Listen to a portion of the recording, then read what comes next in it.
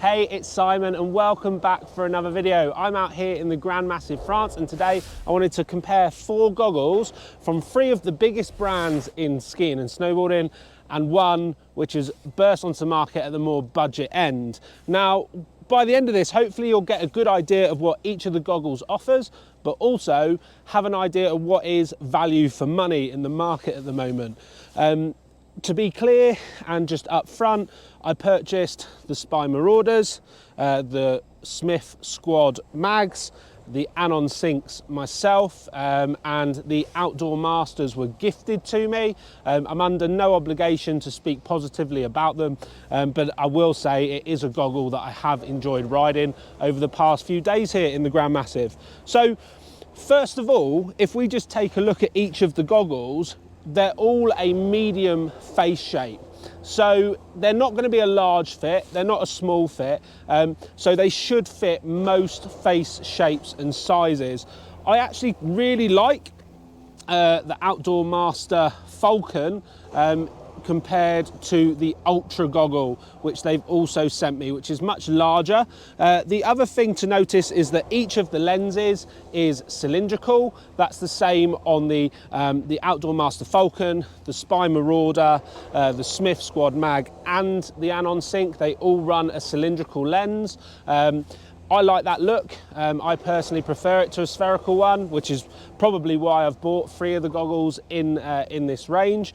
What I will say is, price-wise, there is quite a big difference. So first of all, let's start by looking at the price of each of these goggles.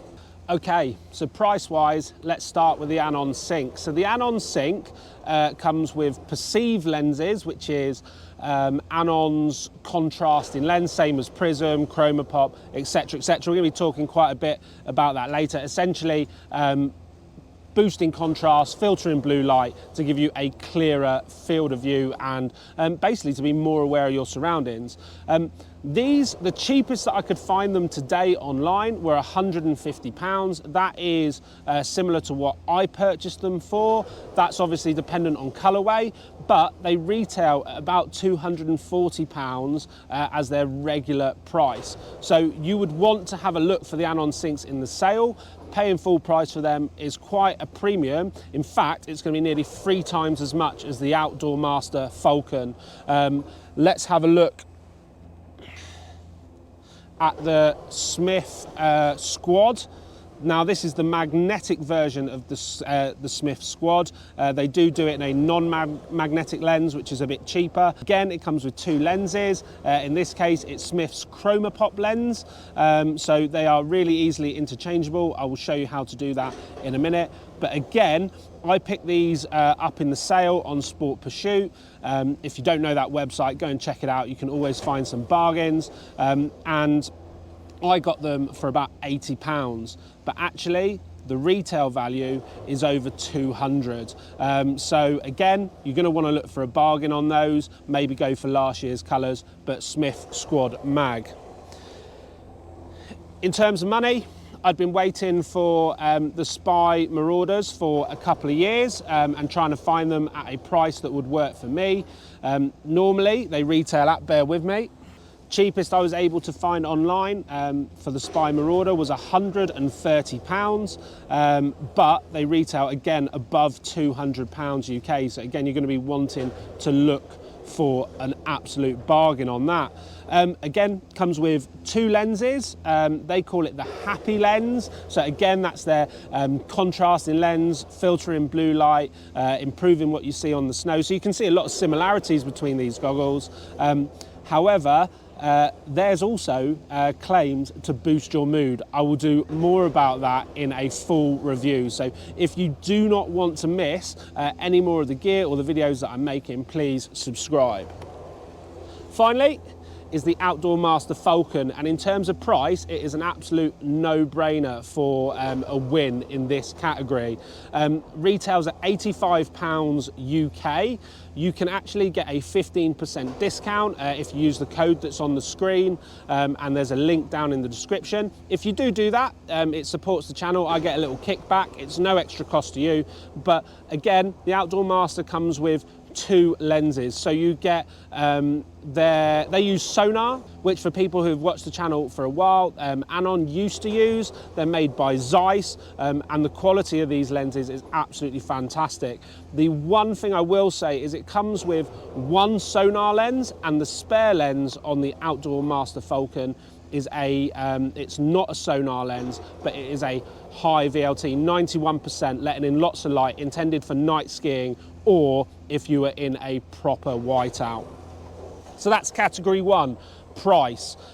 Category 2, I think, is also really important, and that is how easy is it to change the lenses? Well, if you are going to have a multi-lens or a magnetic lens change system, you want it to be as simple as possible. So let's start again with the Anon Sync. So the Anon Sync, and you can watch the full Anon Sync review if you like, it's linked up on the screen, has a little latch in this corner here.